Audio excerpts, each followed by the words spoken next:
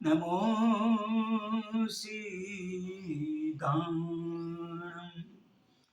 નમો આયરિયાણમ નમો અજાયાણમ નમો લોહે સવસાણમ એસો પંચણમુકારો સબ પાવપણાસનો મંગલાનં ચ સર્વેસિં પરમં હવૈ મંગલમ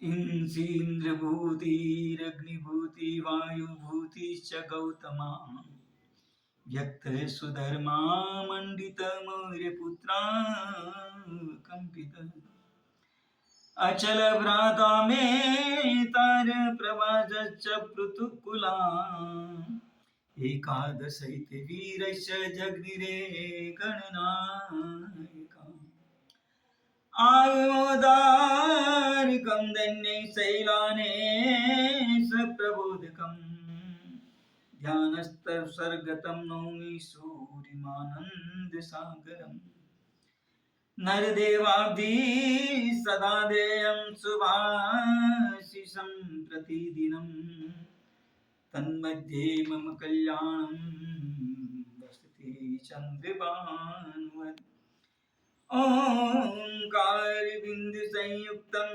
નિત્યં ધ્યાયન્તિ યોગિનઃ કામદં મોક્ષદં ચૈવ ઓંકારાય નમો નમઃ અઘ્રાણતિમિરાંધાનાં જ્ઞાનાંજન શલાકયા નેત્રમુન્મીલિतं યેન તસ્मै શ્રી ગુરવે નમઃ તસ્मै શ્રી ગુરવે નમઃ તસ્मै શ્રી ગુરવે નમઃ. મનોભાવ મહાવીર ભગવાનના કેવળ જ્ઞાન વૈશાખ સુદ દસમને દિવસે થયું તે જ દિવસથી એટલે કે આજના દિવસથી 2026 સાલથી વૈશાખ સુદ દસમના દિવસથી આગમ જીન શાસનના અદ્ભુત કોટીના તત્વો અને એના રહસ્યોની વાત અતિ ધીરે ધીરે શરૂ થશે અને રોજ આ પ્રવચનો આ માધ્યમથી સૌના ઘરે ઘર અને વ્યક્તિ વ્યક્તિ સુધી પહોંચે એ ભાવનાથી આ એક લિંક શરૂ કરી છે. જે માનવી ને સાંભળ્યા પછી રસ ઉત્પન્ન થાય અને જીવનમાં ઉતરે એ જ સદભાવનાથી આજે આ શરૂઆત કરી છે.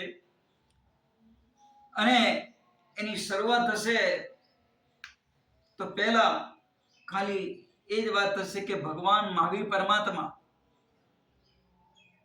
એની જન્મથી માંડીને દીક્ષા સુધી, એની પણ દીક્ષા પછીથી માંડીને જે સાધના લોકો સુધી પહોંચાડવા માટેની એમને વ્યવસ્થા કરી અને પોતે જૈન શાસન ઉપર ઉપકાર કરીને જે તત્વ આપ્યું છે, જે દેશના આપી છે, એની વાતની શરૂઆત થશે. એમને જે રાજગીરી નગરીની અંદર 14 ચોમાસા કર્યા નાલંદા પાડાની અંદર અને ત્યાં આગળ જે એમને દેશનાની શરૂઆત કરી ત્યાં કેટલા ઇતિહાસ રચાઈ ગયા. રાજગીરી નગરી એટલે એ જમાનાની અંદર એક ચક્રવર્તીને છાજે એવી સૈનિક મહારાજાએ છાપ ખડી કરી દીધી હતી, એવું સૈન્ય અને એક સામ્રાજ્ય ઊભું કરી દીધું.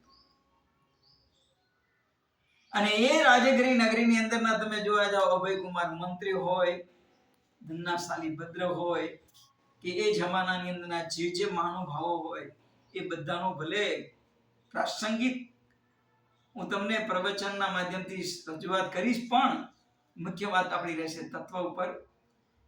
જીન શાસનના તત્વ એટલા નિર્મળ, એટલા સરળ, એટલા સુગમ, એટલા સહજ છે જે કોઈ દુનિયાની અંદર નથી કોઈની પાસે. અને આપણને એક એની રુચિ હોવી જોઈએ જૈનના નાતે કે આત્માના નાતે. જૈન છીએ એટલે જૈન પૂરતું સીમિત નથી. જૈનની વ્યાખ્યા નથી સમજ્યા. જો જૈનની વ્યાખ્યા સમજ્યા હોય તો જૈન એટલે સમસ્ત જીવગણની વાત આવે છે. જે પોતે જિનેશ્વર ભગવંતની આજ્ઞા માને એ જૈન છે. અને જિનેશ્વર ભગવાનની આજ્ઞા તે માને કે જેમાં સત્ય છે, એ સત્યને સ્વીકાર કરે છે, એ જૈન. અને એના માટે થઈને આજે તમારી સાથે હું આ વાત કરી રહ્યો છું. પરંતુ કેવળ આપણે ગ્રંથની અંદર બાંધી દીધા જૈન શબ્દને ને જૈન સમાજને, પણ જીવ સમષ્ટિ, આખું જીવ સમૃદ્ધ એવું જે 14 લોકથી ભરેલું છે, એ તમામના માટે ઉપકાર કઈ રીતે કરવો અને કઈ રીતે થઈ શકે એ પ્રવચનનું માધ્યમ આપણને બતાવશે. અને એના માટે તેને વિશેષ મારા ગુરુ મહારાજની કૃપાથી જે મને પ્રાપ્ત થયું છે એ વાત તમારા સુધી પહોંચાડવાનો પ્રયત્ન કરીશ. ઇતિ શું. અને આજથી આની શરૂઆત થઈ જશે મહાનુભાવ. આની અંદર તમને જે લોકોને રસ પડે એ પોતે નીચે ડિસ્ક્રિપ્શનની અંદર પોતે જણાવી શકશે. અને પોતાને કયા કયા વિષયની ઈચ્છા છે એના એ પણ વસ્તુ જણાવજો, તો એના ઉપર તમને વિશેષ પ્રવચન આપીશું. સર્વ મંગલ માંગલ્યં સર્વ કલ્યાણ કારણં પ્રધાનં સર્વ ધર્મા જૈનમ જયતિ શાસનમ.